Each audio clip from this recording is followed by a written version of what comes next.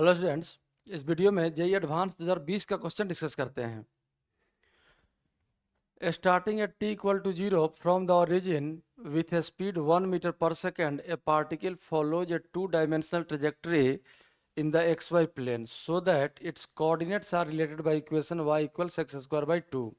देखिए क्वेश्चन में दिया हुआ है कि एक पार्टिकल t इक्वल टू 0 पर ओरिजिन से शुरू करता है और स्पीड दिया हुआ है पार्टिकल का 1 मीटर पर सेकेंड और 2-डायमेंशनल ट्रेजेक्टरी मतलब एक्स वाई प्लेन में मूव कर रहा है और पाथ का इक्वेशन दिया हुआ है y equals x square by 2।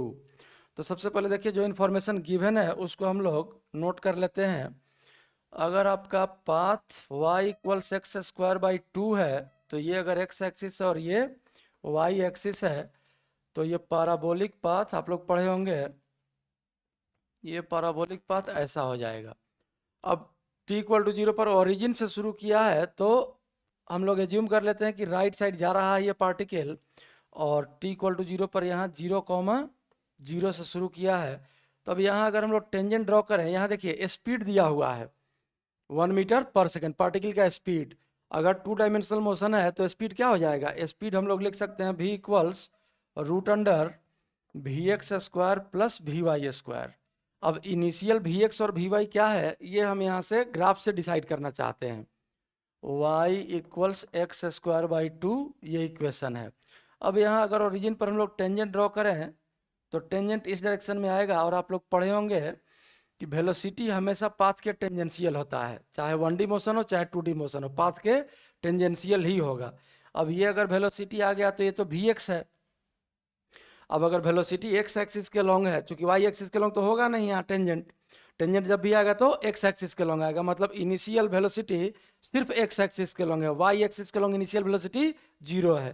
तो हम लोग यहाँ लिख सकते हैं at t equals 0 V X equals 1 metre per second. क्यों 1? क्योंकि वी वाई 0 है। यहाँ से दिख रहा है कि इनिशियली जो वेलोसिटी होगा वो सिर्फ एक्स एक्सिस के लॉन्ग होगा, वाई कंपोनेंट 0 होगा।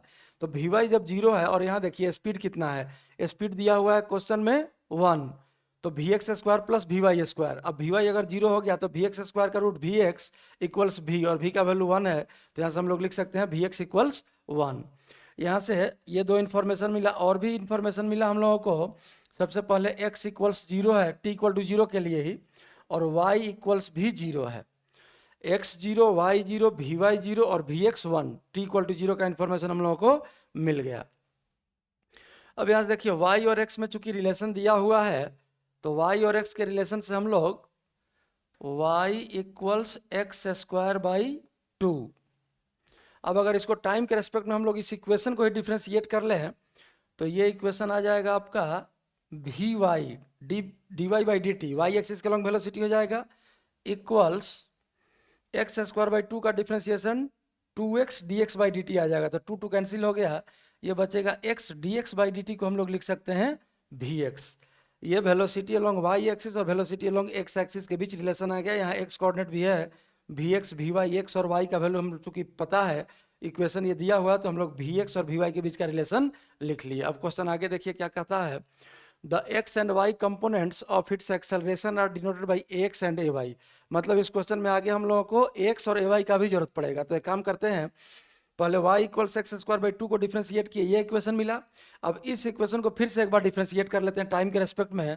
तो वेलोसिटी का डिफ्रेंशिएशन एक्सेलरेशन होगा, चूंकि ये वेलोसिटी y एक्सिस के लॉन्ग है तो वी वाई का डिफ्रेंशिएशन टाइम के रेस्पेक्ट में ए वाई हो जाएगा, y एक्सिस के लॉन्ग एक्सेलरेशन इक्वल्स यहाँ u इंटू वी हो गया। अब अगर x को हम लोग यहाँ छोड़ दें, u को छोड़ देते हैं और y को डिफ्रेंशिएट करते हैं तो y यहाँ है vx, vx को जब डिफ्रेंशिएट करेंगे हम लोग तो D V X by D T, ये तो x हो जाएगा x एक्सिस के लॉन्ग एक्सेलरेशन, और प्लस अगर हम लोग अब vx को छोड़े तो ये आ गया vx, और x को डिफ्रेंशिएट करेंगे dx बाई डी टी तो फिर से ये vx आ जाएगा, तो ये आ जाएगा vx स्क्वायर। यही आ गया आपका एक्सेलरेशन अलोंग y एक्सिस और एक्सेलरेशन अलोंग x एक्सिस के बीच रिलेशन, इसमें vx है और x है। ये इन्फॉर्मेशन हम लोगों को गिवन है क्वेश्चन के अनुसार, और अब इन ऑप्शंस में से हम लोगों को चेक करना है कौन कौन सा ऑप्शन सही है। पहला ऑप्शन चेक करते हैं हम लोग, ax equals 1 meter per second square implies that when particle is at origin ay equals 1. अब देखिए ax equals 1 दिया हुआ है, 1 मीटर पर सेकेंड स्क्वायर, ये गिवन है और हम लोगों को निकालना है ay, और कहाँ निकालना है? ओरिजिन पर। क्वेश्चन में साफ साफ इस ऑप्शन में लिखा है इज एट द ओरिजिन। तो ओरिजिन का मतलब हो गया कि x भी 0 और y भी 0। ये तो ओरिजिन हम लोग देख चुके हैं, t इक्वल टू 0 पर ओरिजिन पर ही था, x 0 y 0। और ay का वैल्यू निकालना है, तो जब ax 1 है आपका, तो दिस इंप्लाइज ay इक्वल्स, देखिए यहां से equation x ax plus vx square. तो x हो गया आपका 0 ओरिजिन पर इंटू ax। अब ax का वैल्यू तो दिया हुआ है यहाँ 1, x 1, तो 0 इंटू 1, x ये वैल्यू पुट कर दिए, x 0 है ओरिजिन पर और x का वैल्यू 1 गिवन है पहला ऑप्शन में, और plus vx square, plus vx square.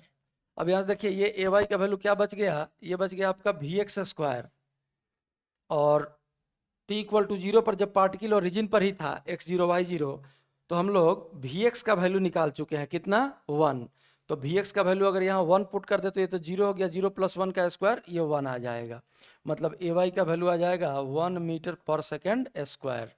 तो पहला ऑप्शन आपका सही है, x equals 1 metre per second square implies that when particle is at origin ay equals 1। अब सेकेंड ऑप्शन देखते हैं हम लोग, ये ऑप्शन ए लिखा है तो हम भी ए लिख देते हैं। अब सेकंड ऑप्शन बी चेक करते हैं। फर्स्ट ऑप्शन तो आपका करेक्ट हो गया, x इक्वल्स 0। अब देखिए यहाँ ax इक्वल्स 0 दिया हुआ है, x 0 का मतलब हो गया vx इक्वल्स कॉन्स्टेंट। एक्सेलरेशन अगर 0 हो जाए तो वेलोसिटी कांस्टेंट होता है, ये तो जानते हैं आप लोग। अब vx equals constant, x axis के लॉन्ग वेलोसिटी कांस्टेंट है, और x एक्सिस के लॉन्ग इनिशियल वेलोसिटी कितना है? 1 मीटर पर सेकंड। यहाँ हम लोग इनिशियल कंडीशंस सब लिख चुके हैं। तो x एक्सिस के लॉन्ग वेलोसिटी यहाँ है 1 मीटर पर सेकंड। तो vx जब कांस्टेंट हो गया तो इस कांस्टेंट का वैल्यू कितना हो जाएगा?